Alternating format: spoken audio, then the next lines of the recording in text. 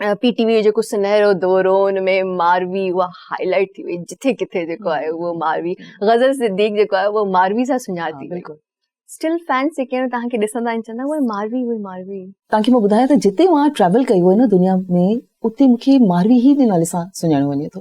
हा, गज़ल माण्हू खे बाद में ईंदो आहे ज़हन में त आपका नाम, पोइ मां चवंदी आहियां गज़ल, त मारवी उहा छा फीलिंग हूंदी आहे मैम जॾहिं आहे न तव्हांखे पंहिंजे नाले सां न बट तव्हांजे उन किरदार सां सुञातो वेंदो आहे? इलाही घटि ख़ुशनसीब माण्हू हूंदा आहिनि, एॾा आर्टिस्ट हूंदा आहिनि जंहिंखे एतिरो स्ट्रॉन्ग कैरेक्टर करण लाइ मिलंदो आहे, जीअं आई एम ब्लेस्ड।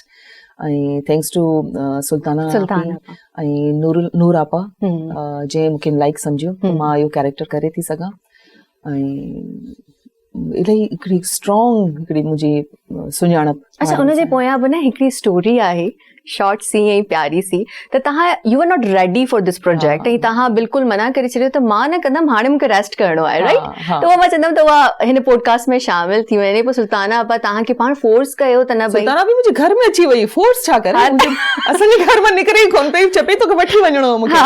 सुल्ताना आपी जेको मुंहिंजो हुन सां इलाही हिकिड़ो प्यार वारो, हिकिड़ो अक़ीदत वारो रिश्तो आहे सुल्ताना आपी सां मुंहिंजो। ऐं सुल्ताना आपी खे मां मना न करे सघंदी आहियां कंहिं बि कम ते, जायज़ कम ते। ऑब्वियसली जी। सुल्ताना आपी जेको आहे उन ज़माने में मां ड्रामा कया हुया, पर हिकिड़ो थिए थो न तव्हां जीअं हाणे हींअर मां ड्रामा न पई कयां, छो मुंहिंजा हाणे लाइफ जा ॿिया एवेन्यूज़ आहिनि जंहिंखे मां इंजॉय पई कयां, मूंखे टाइम कोन थो मिले हाणे। त ईअं ई मां उन ज़माने में सुल्ताना आपी मां बसि हाणे ड्रामा वधीक न कंदी हुअसि, मां थी वियो बसि, हाणे मूंखे न आहे करिणो।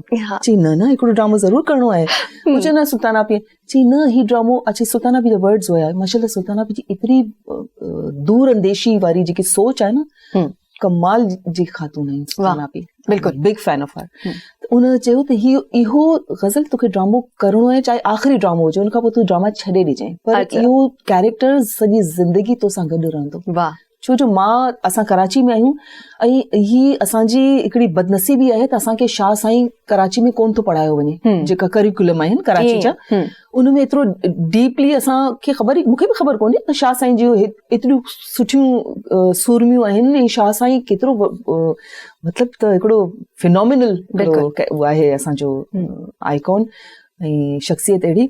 त मारवी जी मूंखे बि अंदाज़ो कोन हुयो उन ज़माने में। मां त चवां थी त अञा जेकॾहिं मूंखे ख़बर हुजे हा त मारवी एतिरो वॾो शाह साईं जी एतिरी वॾी सूरमी हुई, ऐं नूर आपा एतिरी वॾी राइटर, ऐं हेतिरी वॾी सुल्ताना आपी डायरेक्टर, मूंखे त हाणे गूज़ बम्स थींदा आहिनि त मां सोचींदी आहियां त मां हेतिरो वॾो कैरेक्टर कीअं करे वरितो।